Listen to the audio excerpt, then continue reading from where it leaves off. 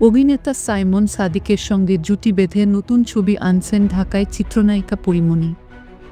ছবিটির নাম ডোডোর গল্প। 1 বছর 4 মাস 23 দিন পর সম্প্রতি শেষ হয়েছে ছবিটির শুটিং।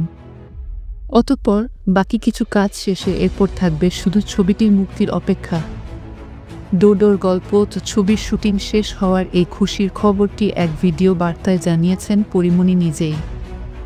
ফেসবুকে পোস্ট করা সেই ভিডিওতে পরীকে বলতে শোনা যায়, অবশেষে 16 মাস শেষে আমাদের ডোডোর গল্প সিনেমার শুটিং শেষ হয়েছে। আমরা সবাই খুশি, এখন বাড়ি যাব। পরী আরও জানান, গল্পের কারণে মাঝে শুটিংয়ে কিছুটা বিরতি হয়, তবে কাজটি ভালোভাবে যত্ন নিয়ে করায় তিনি বেশ উচ্ছ্বসিত। এছাড়াও পরীর কাছে এই সিনেমাটি অনেক স্পেশাল, কারণ ডোডোর গল্প দিয়ে তিনি মাতৃত্বকালীন বিরতি থেকে প্রায় 2 বছর পর শুটিংয়ে ফেরেন। তাই নিজের সর্বোচ্চ দিয়ে কাজটি করেছেন এই নায়িকা।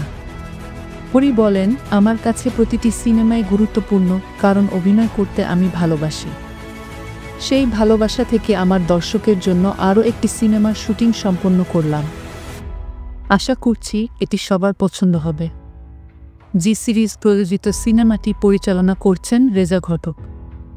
এতে কাজল চৌধুরী চরিত্রে অভিনয় করছেন পরীমনি, আর ফটোগ্রাফার রায়হান চরিত্রে দেখা যাবে সাইমন সাদিককে।